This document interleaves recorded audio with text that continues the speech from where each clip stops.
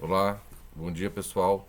Hoje eu quero falar com vocês sobre os fundamentos da fissuração de origem térmica. O que é esse fenômeno e por que ele acontece. Sem mais delongas,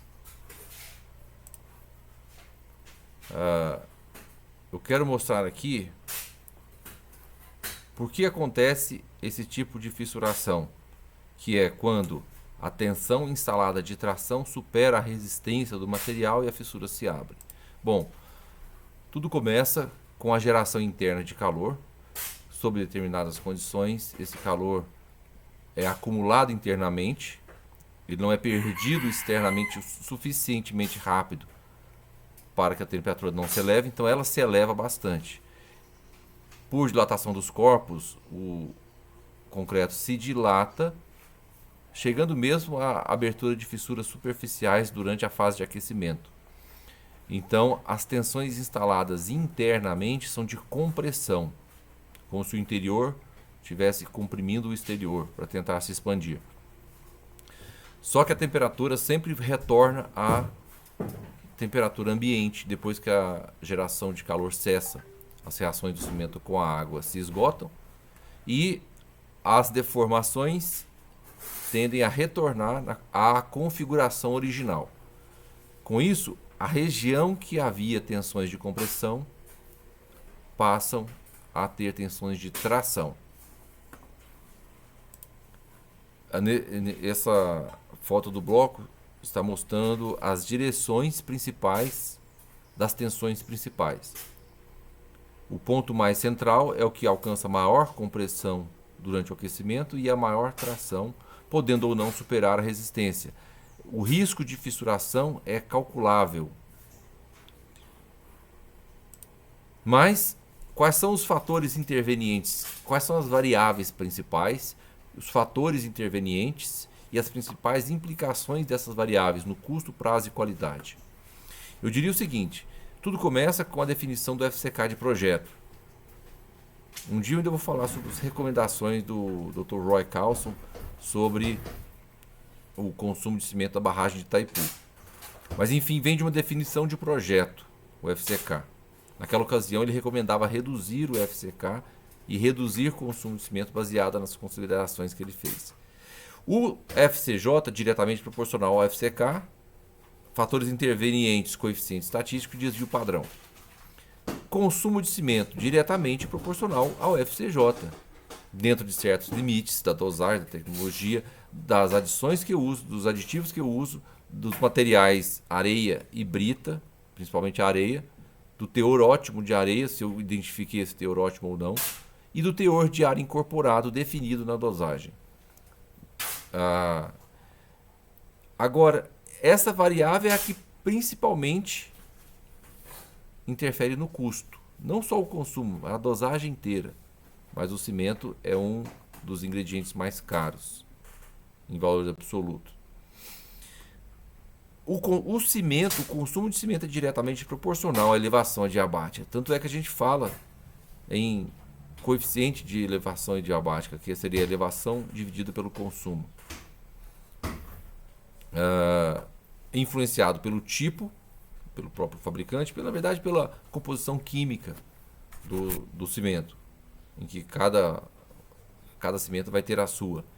Influenciado também pelas adições colocadas fora do cimento composto, que é sílica ativa, metacaulin ou outra adição qualquer. A elevação adiabática de temperatura é diretamente proporcional à temperatura alcançada lá no campo.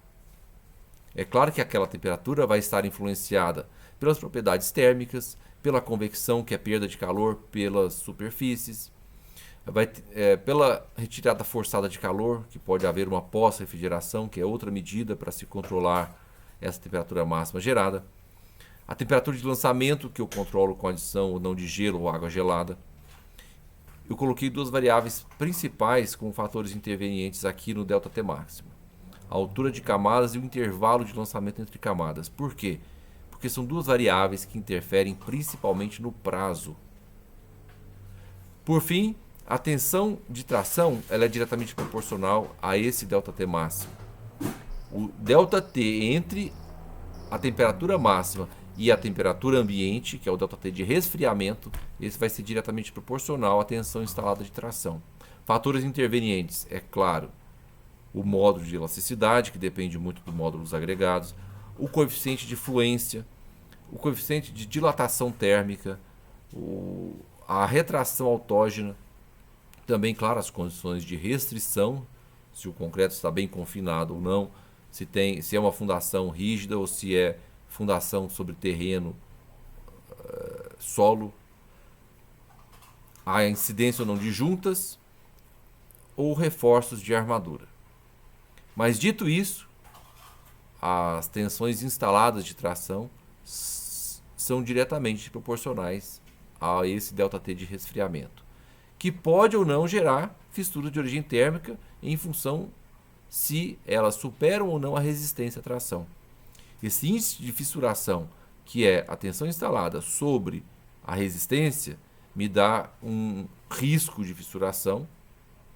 Existem parâmetros para isso atualmente. E pode abrir ou não fissuras, tem um potencial de abertura de fissuras. Se abertas essas fissuras, exige tratamento, e tratamento é sempre muito mais caro que a prevenção. Só uma ilustração sem entrar nos detalhes dos parâmetros que geraram essa modelagem. Eu quero mostrar aqui uma laje sobre fundação, seria essa parte em cor cinza versus outro cinza, em que eu vou pegar alguns pontos de amostragem e mostrar a temperatura máxima que chega a cada um ponto. É claro que a temperatura máxima vai ser alcançada pelo ponto mais central. As condições de dissipação são principalmente pela superfície, por convecção, e para a camada inferior, por condução de calor. O ponto P5 seria esse mais a superfície, onde a condição estudada era uma temperatura imposta de 20 graus. Se a temperatura imposta, é claro, a temperatura não vai variar. Já o ponto mais inferior em contato com a camada de baixo seria o ponto em que a temperatura sobe menos, porque o calor está sendo perdido por condução para a camada inferior. Já o ponto 4 é o mais perto da superfície, é o terceiro ponto que mais perde calor, seria essa linha roxa. Seguido do ponto 2, já próximo do P1, seria a linha vinho.